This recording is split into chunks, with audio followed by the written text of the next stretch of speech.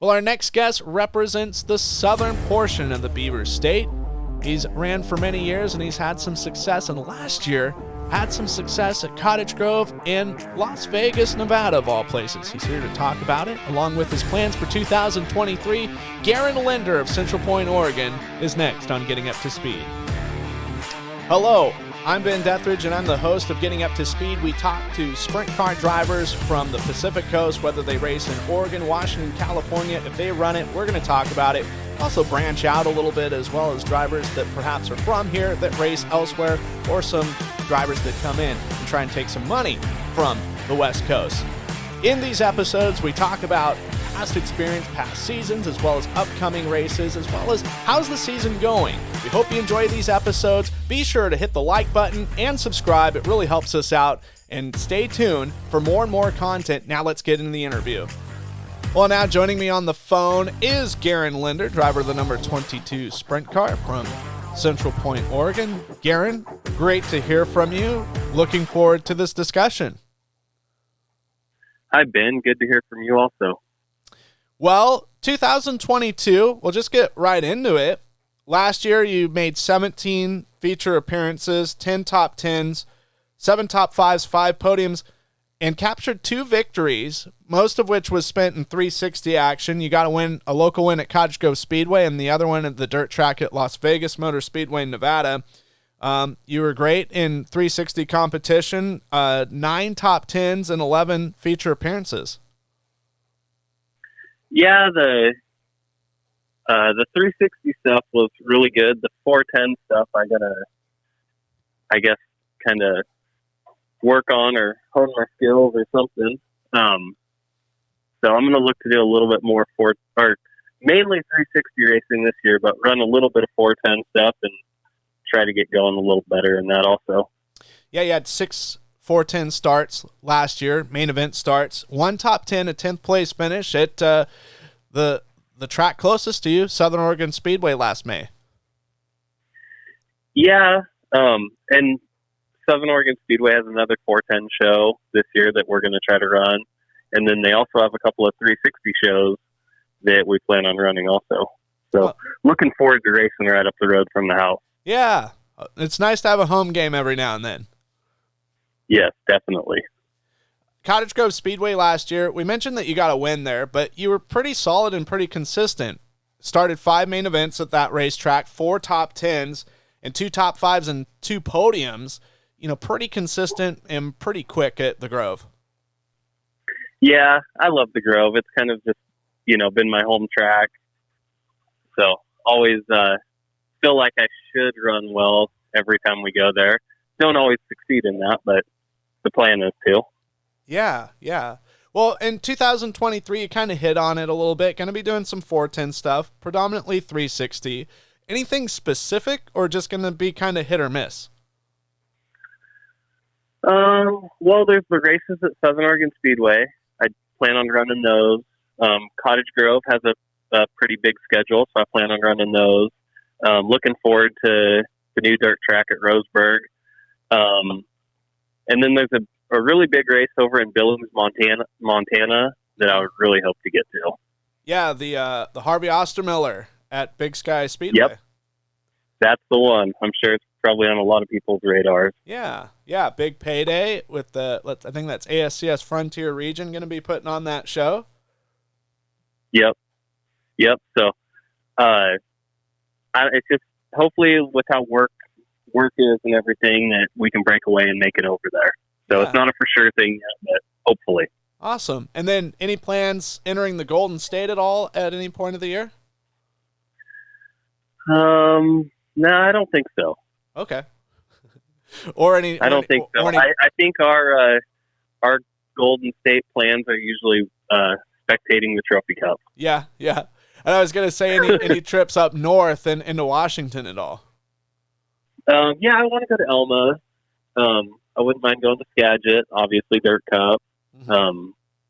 So yeah, the plan is to go up there a few times, and it is nice in the state of Oregon. There's actually a fair amount of racing this year, so it'd be nice to be able to race close to home. Yeah, I was going to mention that. Like, the whole script has kind of changed a little bit. Predominantly, really, the only place you could go to 360 racing was Cottage Grove on a weekly basis. And obviously, the Western Sprint Tour has Speed Week Northwest, and go to Coos Bay, go to Willamette, go to Sunset Speedway Park in Banks. But now with Southern Oregon Speedway offering some weekend shows, and the dirt track at Douglas County Speedway now going to be in operation, it's really a great time to be a sprint car driver in the state of Oregon. Yeah, actually, it is pretty exciting. And Southern Oregon Speedway, that's a place that you've spent a lot of time over the years, had some success at as well. And your father actually has ran, pretty well there in the late model division. Yeah. I don't know that I've ever actually missed any sprint car races, 360 races, I should say, at Southern Oregon Speedway. Anytime there's a race that close to home, I feel like it definitely needs to be supported.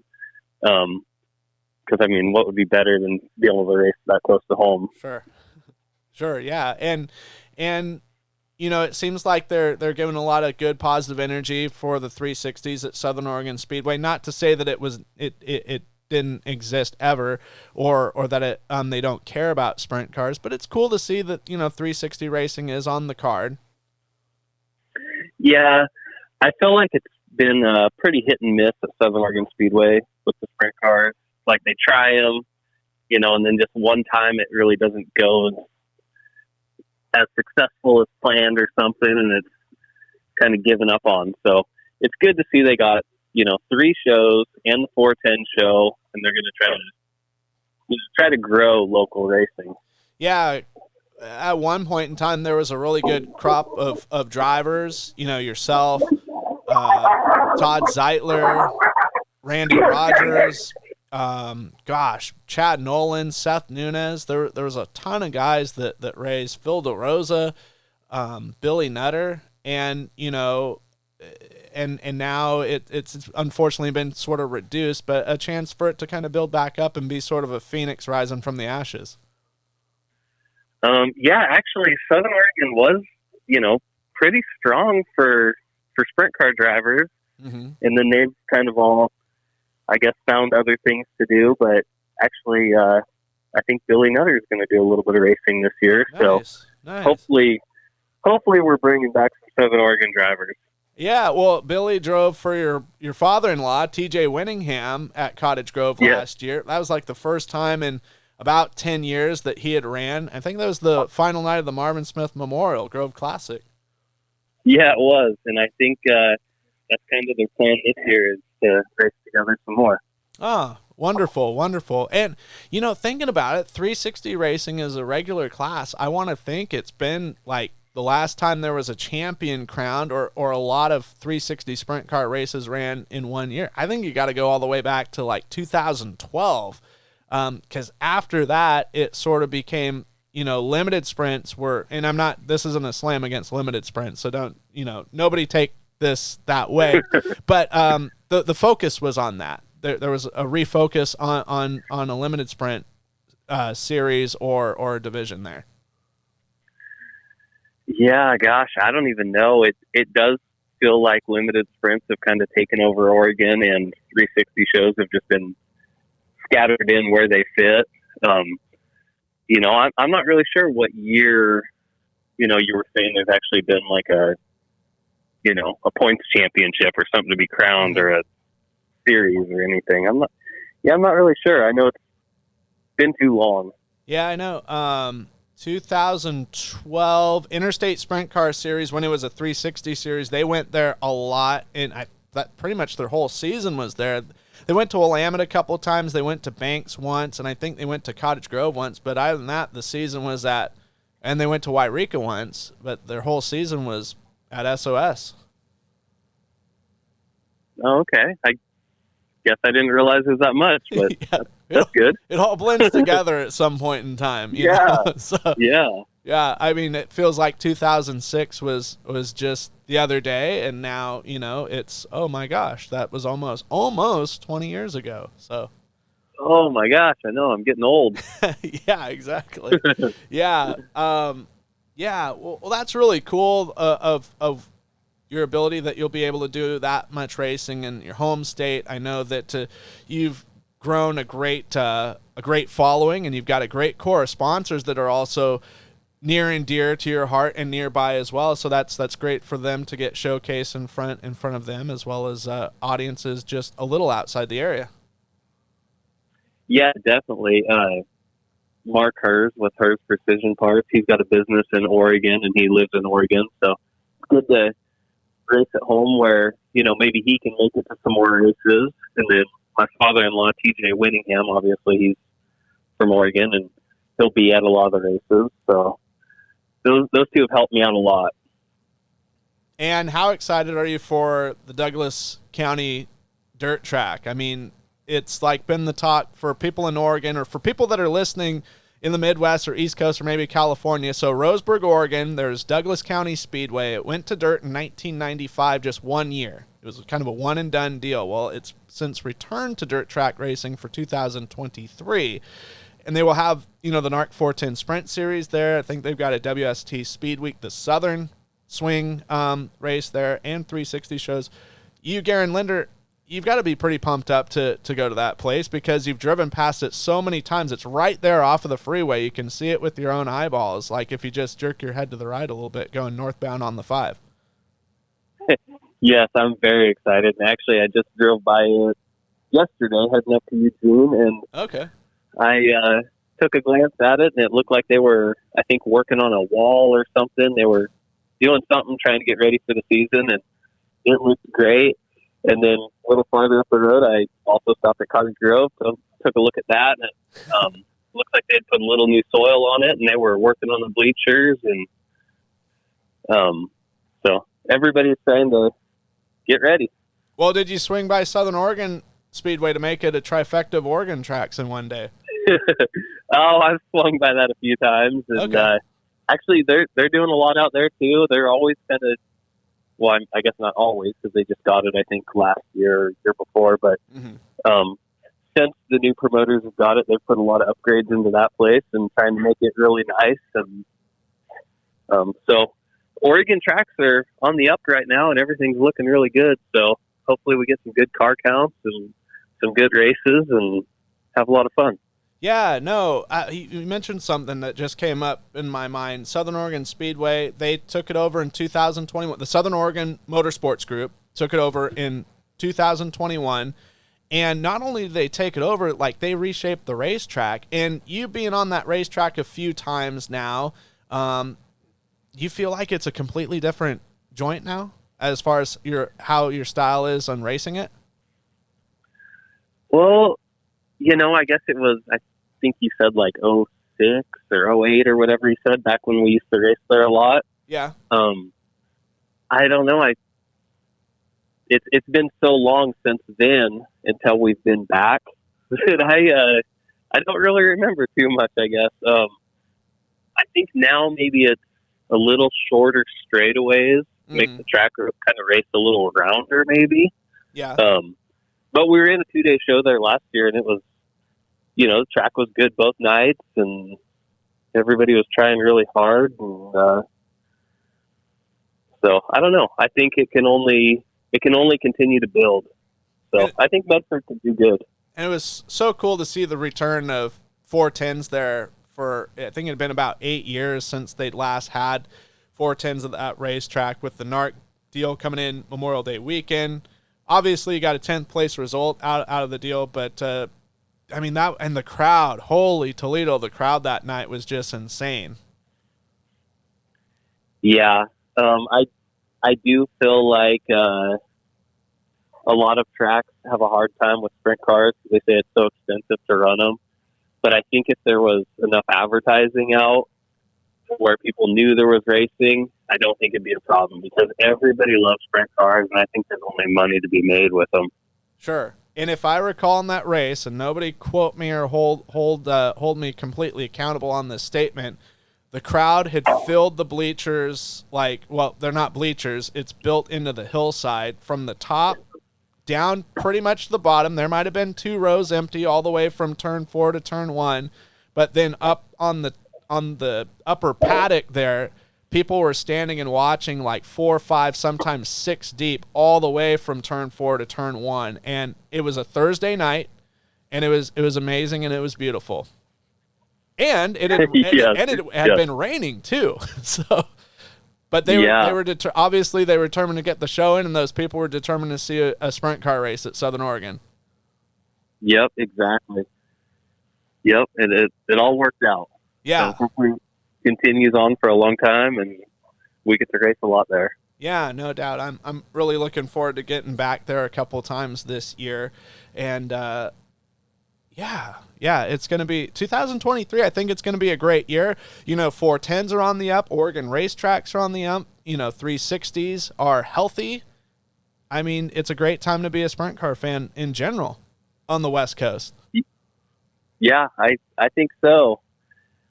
We just need to get rid of this cold weather and Sure. get to racing, see how it all shoots out. Well, and many people may not know this. I think right now, and it could be maybe argued that there might have been at one point in time, but like right now, here 2023, in the state of Oregon, there's probably more 410, like sprint car teams that have 410 engines and the capability to go 410 racing than really ever, or at least in the last 20 years. And that's a really cool thing, and that is sort of an exciting thing to where we may be seeing maybe some more 410 races in Oregon. Yeah, because really, I don't really know of anybody around here having 410s until maybe the last, I guess, year. Mm-hmm. So yeah, this is. I mean, everybody just kind of had 360s, and then I guess, like you said, not knocking the limiteds, but Sure. The limiteds came along and kind of robbed a little of 360s away. But now I think maybe some of those guys some of the limited guys are moving up into the 360s, and hopefully just kind of building every class. Yeah, like making it just kind of taking care of itself and fanning it out, because the limiteds had provided so many good sprint car drivers that went to 360 racing, and for one reason or the other, that got a little anemic and got slimmed down. We went through a recession at one point, and some drivers just kind of got out of it, so to speak. But no, like it seems like it's all in the rebound. Yeah, I think so. I don't know. I've talked to quite a few people, like in all classes, and I mean, from Super 4s and dwarf cars and modifieds and B mods and limited sprints and 360s, 410s. It seems like everybody's just super excited to go racing this year. So hopefully everything is just on the up. Yeah, and I think COVID kind of gave a shock to people. Like, there can be a world without racing, albeit it didn't last that long where like racing was completely shut down, but it made maybe some people that took it for granted or whatever. But it was also on the business side of thing really affected some folks, and now they're trying. I think maybe there's a chance now that they've bounced back economically or figured it out business wise to where, okay, now I can race again, kind of thing, if that makes any sense where I'm coming from. Yes, it does. I think so, and I hope so. Yeah, I think a lot of people, like myself, are kind of just saying we need to race as much as we can. Yeah. What if? Yeah. What if we can't? We Sure. need to race as much as we can right now.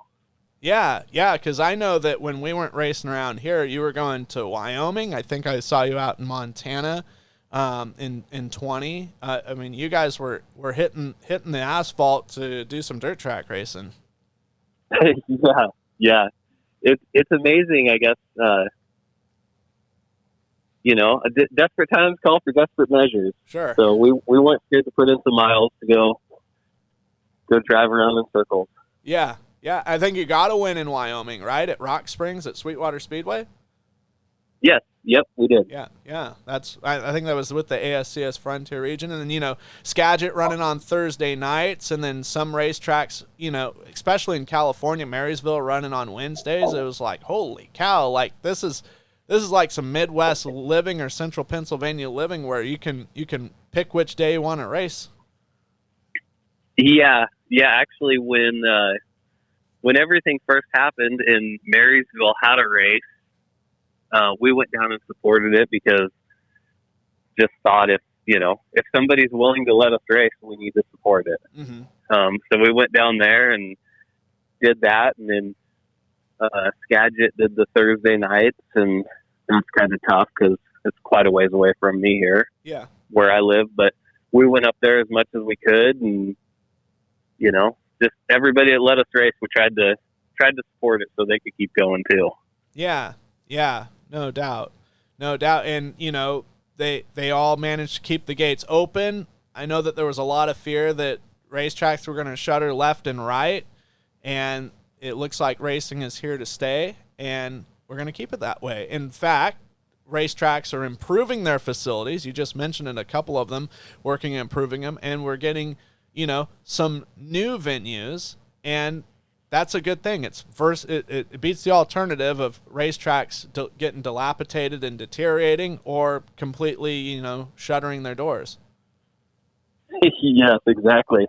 I actually wiped out our complete garden area in my backyard, bought a little tractor, and I was going to build a go-kart track. Nice. Because I thought we have to race. Yeah. So we were going to start racing go-karts here at my house if we didn't get back on the track soon, Yeah. But then we got back on the track, so now I have a tractor and we don't have a garden. Yeah. And that's where your background came from, right? From the cage karts at Southern Oregon? Yep, exactly. Nice. Well, there's something interesting about you that I've always kind of used as a tidbit, like Central Point. I know that you were moving Medford Central Point a lot there, but originally Sam's Valley, right, is where you're from? Yeah. And so I'm a nerd when it comes to college wrestling, and the last ever University of Oregon national champion, 2006, Shane Webster, was from Sam's Valley. I think he coaches for Canby now or something, is on their staff for their high school. And I'm like, oh my gosh, what are the odds? And I don't know if I've ever asked you that. Hey, did you go to school with Shane Webster? Because I'm pretty sure he went to Crater or a school down there. I did go to Crater. Mm-hmm. I graduated in 2004. Okay. But I do not remember that name. I'm not sure. My wife's side of the family is big into wrestling. Okay. TJ. So you could ask TJ. I'm sure he would know who that is. Okay. Yeah. But no, I'm I'm more a sprint car guy. That's it's kind totally of a one track mind. One track mind. I don't know about wrestling. I don't know about football. I don't know about basketball. Nothing. Sure. No, I figured it's like, Sam's Valley can't be, population 25,000. I'm sure, I'm sure maybe they've crossed paths at some point, but there it is. I put it out. Yeah, I don't know that Sam's Valley is even that big. I'd say maybe 2,500. Okay. So it's little. Yeah. As far as if you guys publicize any sort of your schedule, or if you have any team news, or if you guys have an apparel run, is there a place where people on the internet or social media can track that down and follow you of what you guys are up to for your race season? We do have a Facebook page. It's called Garen Linder Motorsports. Okay. It has not been updated in quite a while, but it is going to be probably with a schedule here before long. And we just ordered some new hats and beanies and trying to get some T-shirts on the way. So, yeah, Garen Linder Motorsports on Facebook, and there'll be stuff coming out on there here before too long. Awesome. And then as far as sponsors, supporters, individuals you want to thank, I just want to give you the floor before we wrap things up. Okay, first off, I got to help my wife. She supports me on everything I do, every crazy idea I have to drive to Montana or drive to Wyoming or whatever idea I have, she supports. So I definitely got to thank my wife, Tiffany. And then my sponsor and good friend, Mark Hers, with Hers Precision Parts. He's done a lot for me, nothing I ever expected. So I'm very thankful for Mark. And then my father-in-law, TJ, he contributed quite a bit to my race team too. So I'm very appreciative of him.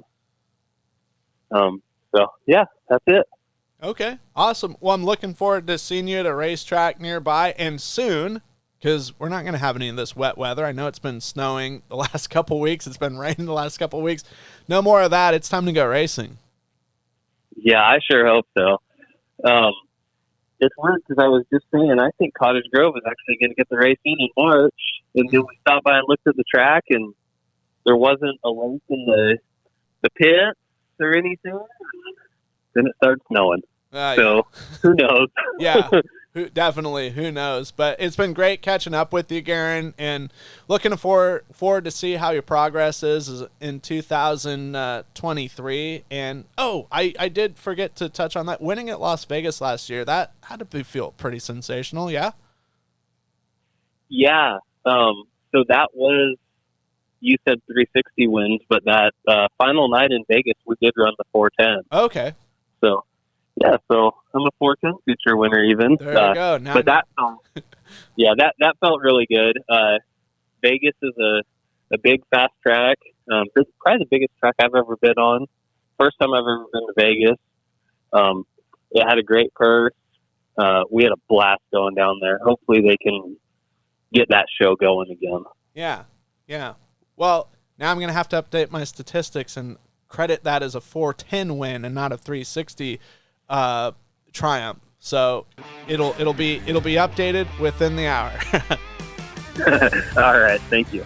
Thanks for taking the time, and I know that you're extremely busy with your business and everything, but looking forward to checking in on you throughout the season, Garen. All right, thank you, Ben. It was good talking to you.